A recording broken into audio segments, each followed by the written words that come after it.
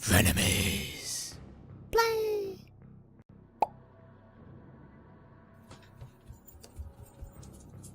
Welcome back to my dog stumbles down the stairs, I guess. I was trying to think of an intro, and then your dog just comes downstairs and was focusing on that. And then I was, whatever. Dogs on the stairwell. Welcome back to Vanquish. I think what happened is... Jesus! Okay, apparently that's not what happened. I was going to say, I think what happened last time is Noel was just fixated on my story. I was a little was just bit kind of lacking a bit, but then like we started and you immediately got instantly killed. Yeah, so. something's like one shot killing me. Yeah, well, maybe it's that sniper. These That little one guys over there? too are a little annoying. Like you can see the right there. That guy. He was killing you. Oh damn! Why cover? I trusted you. Well, that's another thing. Like every piece of cover that there is to hide behind is getting. There was another sniper. I think it was in the. Oh damn! Damn, these are like some fucking commando bots. Did you see that bullet just slowly coming at you? It was inching towards me. Give me something to hide behind. Even this little piece, I can't hide behind any of that. Okay, well there's the thing. This is literally all I got. Okay, that's good. Okay, wait, there's another sniper. I guess there's also the giant cannon to look out for too. There's like so much going on. They really are. It's like a very tiny area, and they're just throwing like snipers and shit at you. Let's start right here. Okay, there's that sniper there who can pick you off, and then on your left. Dodge leisurely to the left. Left. There you go. That guy. He can get you from your current cover. And then... I don't think these guys see me. That tank does. Yeah, it does. But I don't gotta worry about the tank nearly as much. Well, you're behind cover. The only thing I can recommend is maybe, like, shooting... It's aiming at you. Well, shit! I just peg these little guys off so then I can focus the tank. True. I think there's a commando behind you. I'm just gonna call him command. Oh no, it's Burns. Okay. Burns, do something useful. I'm just gonna call them commandos because they feel like you need to. Did it fire or did something explode on the tank? I have no idea. Oh, thank you, tank. Oh shit. Oh, he's got a bunch of tiny little freaking things on it. Tiny little guns. We're all over the place on that tank. Oh my goodness. You go anywhere near it and it's just like, fuck your day. Fuck everything you stand for. Ah, damn it, there goes our monetization. What have you done? No! You've ruined us all! Well, it wasn't me that said it initially, it was you. I don't know what you're talking about. Yeah. I think it only counts if it's excessive swearing. Yeah, it's like it's like the movies. Rated R movies, you could say F at least once. Any more than that, and it's too much.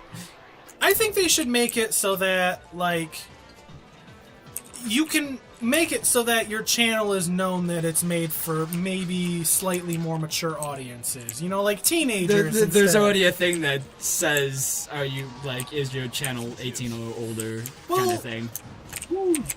Yeah, but like, it doesn't affect monetization at all. It just affects who's able to watch your actual channel. They should build it into the monetization process. They should, because if we're making stuff for older people, stuff that would be into this, then we don't have to worry about it getting to the eyes of the little children. It's Google. I mean, I don't blame them for what they're doing with the whole ad thing. It's their right and all that. But at the same time, it's like they are at least trying to take steps into restoring everything. It's just... they're kind of working backwards. Like, they just pull ads and, like, trying to work their way back in slowly. A lot of channels, in order to combat it, I noticed today they're starting to put more ads in their videos.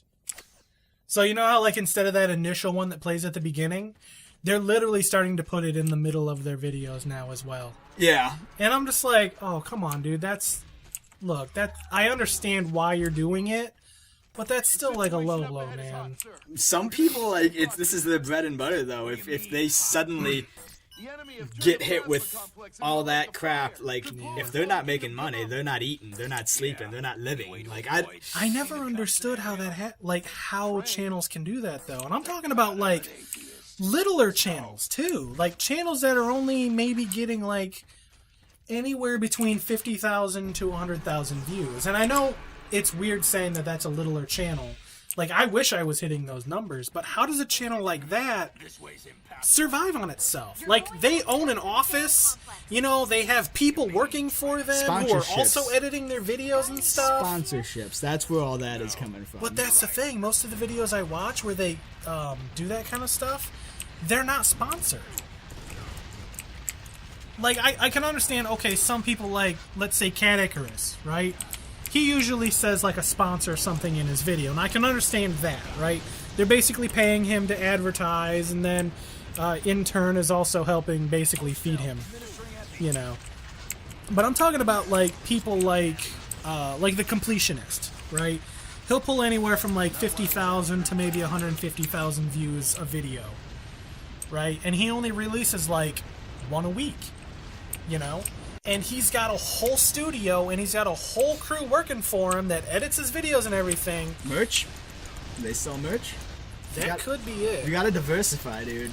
Yeah. That actually could be it, because now that I think about it, most of the channels that do stuff like that, like even like Peanut Butter Gamer or Space Hamster or Pro Jared, yeah, right? They're all people that, you know, they kind of do it themselves, but it doesn't feel like they have a job outside of that. It feels like, hey, I can do this and edit at my leisure. If they do have jobs, you're more than welcome to prove me wrong. We have jobs, so we only get to record like once a week, you know, so we got to do it like en masse. But they do also have like their own merchandise and stuff like that.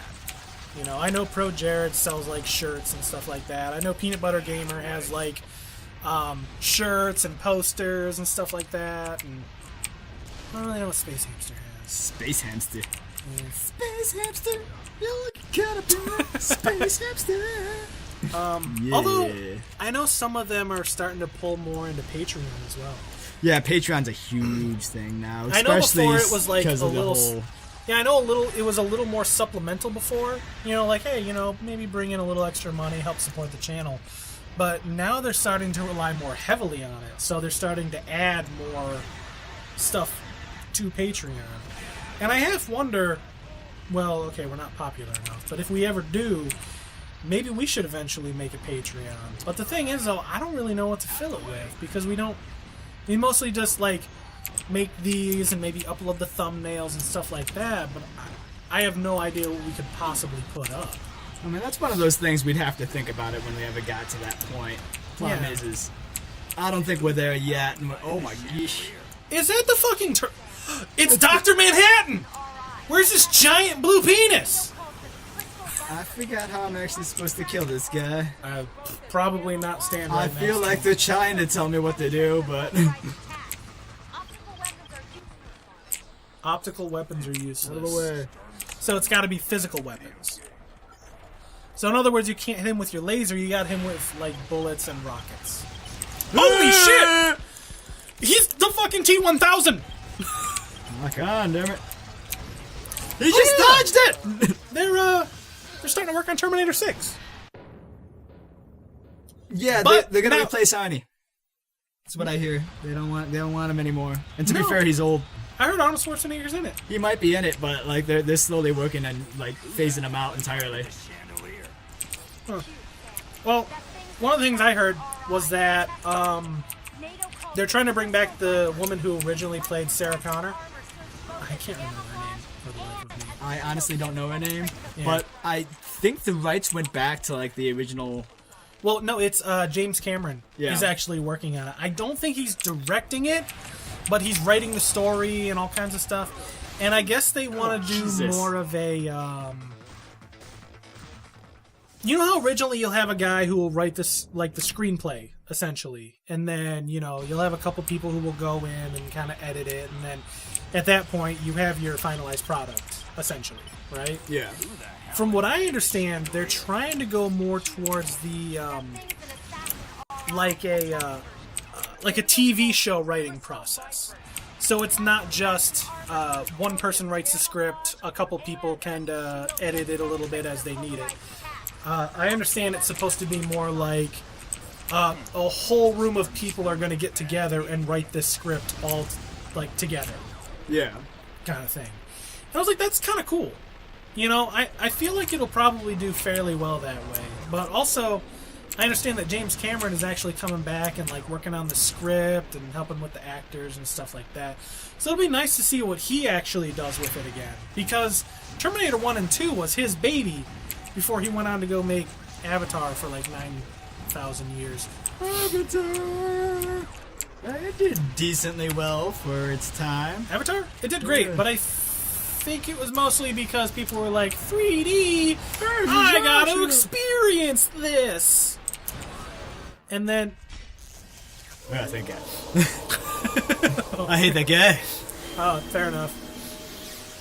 But I think it's more along the lines of like, it was an alright movie. You know, it was nice, it was atmospheric, it was visually pleasing. It was. And the world that they built was pretty good, actually. It felt like a world that you could add more to later. It actually felt like a world instead of like a...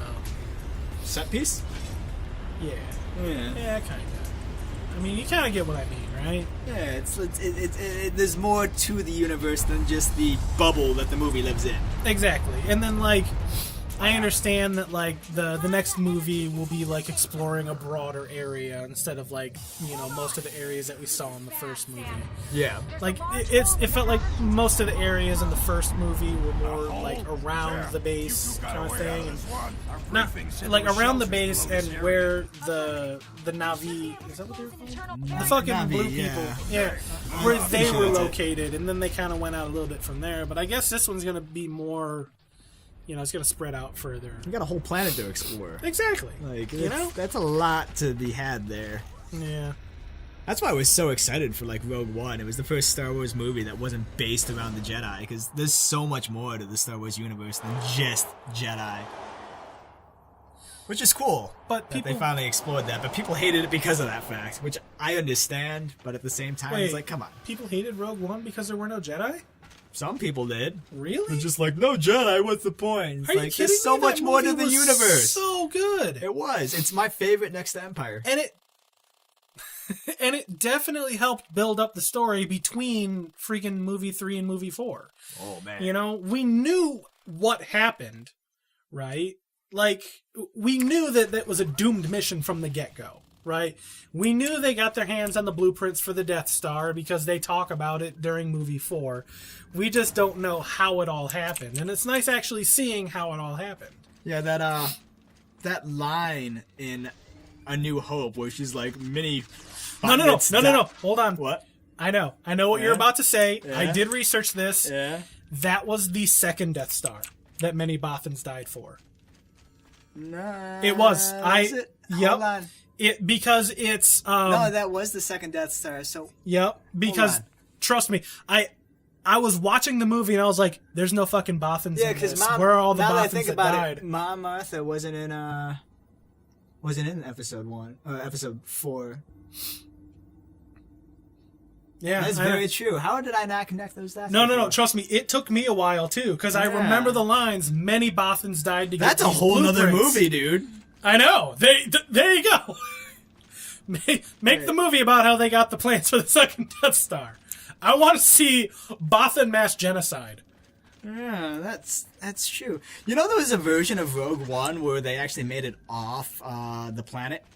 Really? Like they wanted to try to write in something where they would get off the planet and they would actually like get frozen. And I want to say carbonite, but it might not have been carbonite. It might have been frozen into something else. That way they could explain why they weren't in any of the other movies, but still bring them back for future movies in some way, shape, or form.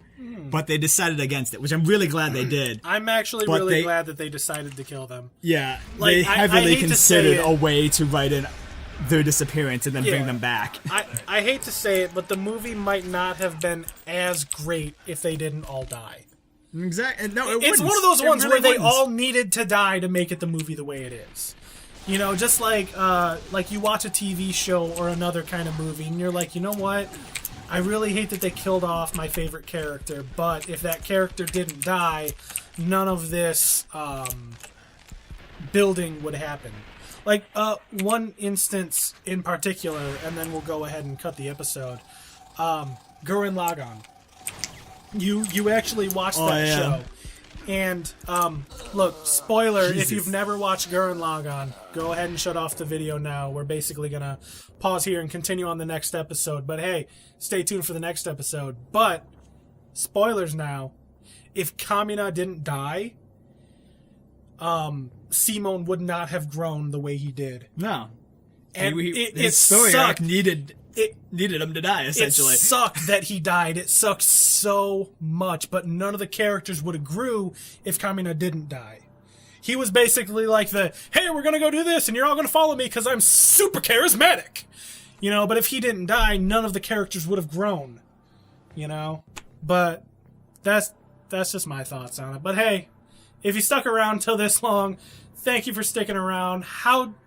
What other movies or shows? Because was there a super important character that you loved that they killed off, and you really wish they didn't, but you understood that they had to?